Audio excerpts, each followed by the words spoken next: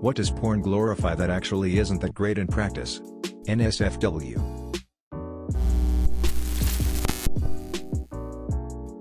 Having sex with your stepsister instead of helping her get unstuck from inside the washing machine.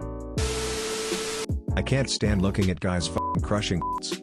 Like they grab them and squeeze the hell out of them and it looks so painful. Titties are not like thigh or ass fat, it hurts like hell if you squeeze them too hard. Sinking your meat into your GF or wife while not only over at her parents' for Sunday brunch, but at the same time are out in the backyard having a picnic and f***ing under cover of picnic tablecloth. Surprised it hasn't been said yet, rosebudding. Rosebudding is essentially an anal prolapse. More and more increasingly in porn films, it's becoming way too popular. Rosebudding is seen as something sexy, and something that every woman who engages in anal sex should strive to do. It's not sexy, it's not healthy, it requires surgery to fix, and no one should ever try to achieve this, or encourage someone else to. Rape. Very true. Especially when it's like sleeping people or a porn scenario where someone is getting taken advantage of or forced to have sex to keep their job. Sex on the beach, sand, or in a pool. Also those standing positions that are not very efficient. Scissoring. It is really hot.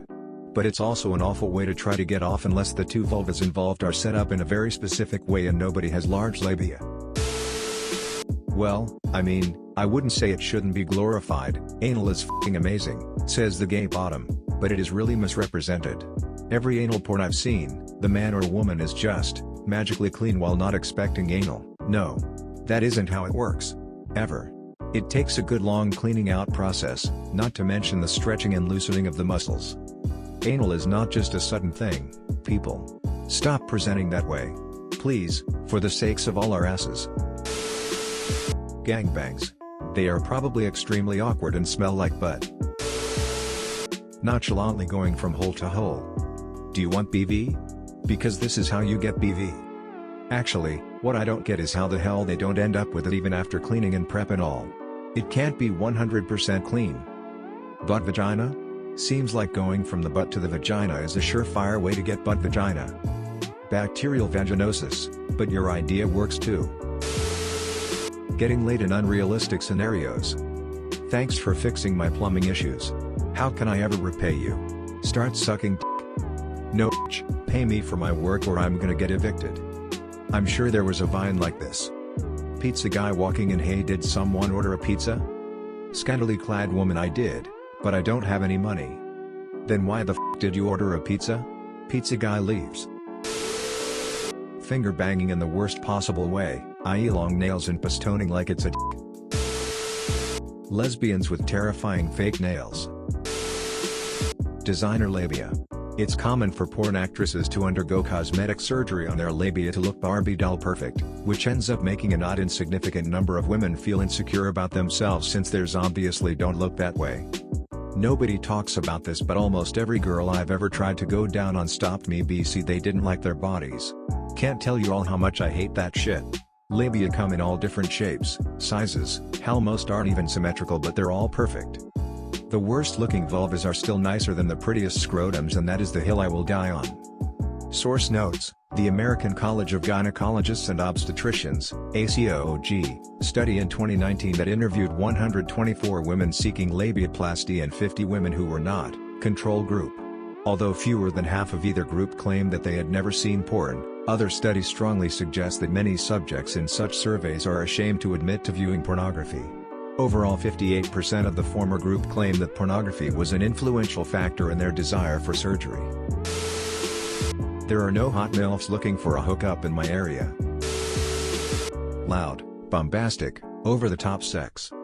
Some people are loud, some people like it rough, and some people are really aggressive, but not nearly as many as porn portrays. Not every guy has a 10-inch horse cock and not every woman is a wanton slut dying to consume aforementioned cock. Most sex is tentative, clumsy, and vulnerable. If it doesn't feel like your sex life is a constant porno, that's probably a good thing. But too many people, especially younger folks, don't know that. I know it's cheap to blame a larger social problem on porn, but it sure ain't helping.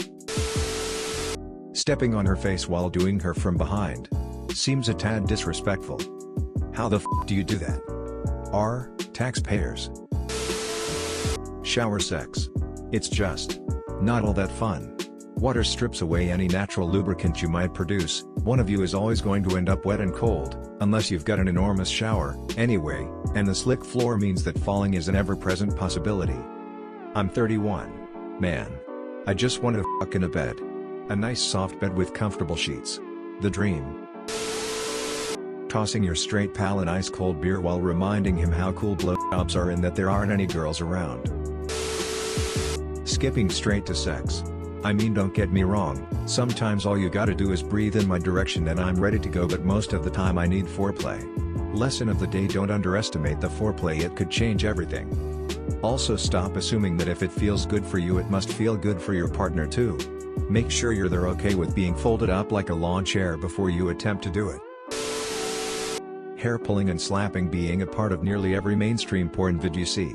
Don't get me wrong, I love having my head slammed into the wall on occasion, but if we're just hooking up for the first time and I haven't explicitly said so, what on earth makes you think it's okay to just slap me in the face or rip my hair out? I think a lot of people assume that's just a normal part of sex now.